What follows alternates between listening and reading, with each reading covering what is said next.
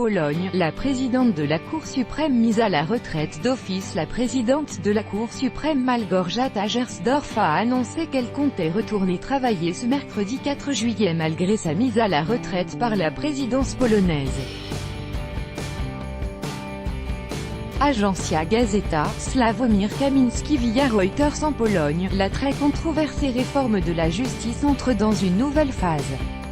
Le ministère de la Justice pourra dès ce mardi minuit démettre de leurs fonctions plus d'un tiers des juges de la Cour suprême, dont sa présidente, en raison de leur âge. Mais la présidente de la Cour ne l'entend pas de ses oreilles. Élue en 2014 pour un mandat de 6 ans, la présidente de la Cour suprême Małgorzata Gersdorf a été d'office mise à la retraite ce mardi par la présidence polonaise, conformément à la réforme introduite par les conservateurs au pouvoir. Celle-ci abaisse l'âge de départ à la retraite des juges de 70 à 65 ans, dans le but affiché d'éloigner les magistrats ayant commencé leur carrière avant la chute du communisme.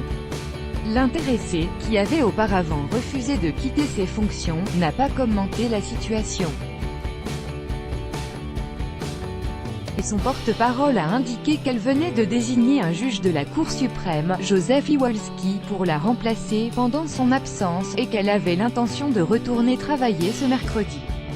C'est ce même juge que le président Andrzej Duda a désigné pour assurer à partir de demain l'intérim après le départ de Madame Gersdorf, avant l'élection de son successeur en titre.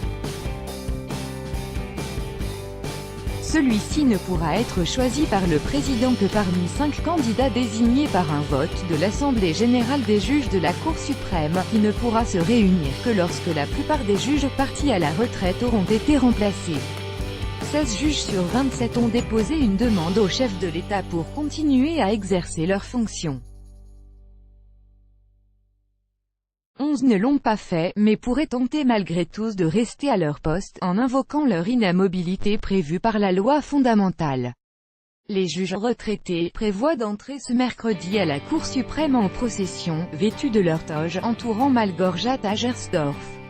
L'indépendance du tribunal constitutionnel a été grande partie détruite, les juges sont manipulés selon la volonté du parti au pouvoir. Quant à la Cour suprême, il y aura une purge sous prétexte de l'abaissement de l'âge de la retraite. Des milliers de Polonais sont une fois descendus dans la rue, contre la réforme de la justice 4/7/2018 par Damien Simonard. Écoutez Anxiété de Bruxelles à Bruxelles. Cette réforme de la Cour suprême est vue avec anxiété par la Commission européenne, qui la considère comme une atteinte à l'état de droit en Pologne et susceptible de causer des dommages irréparables à l'indépendance de l'institution et donc de la justice, indique notre correspondant Pierre Benazet.